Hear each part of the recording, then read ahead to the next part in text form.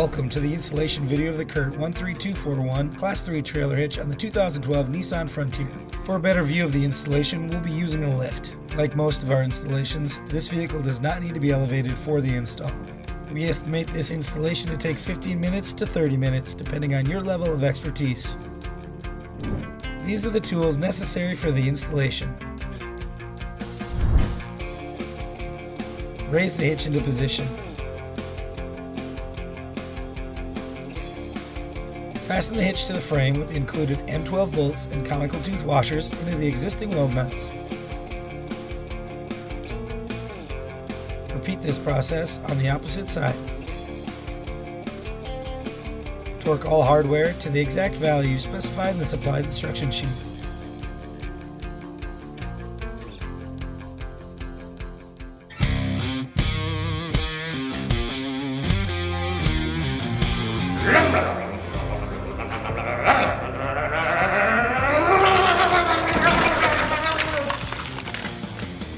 We came, we saw, we conquer.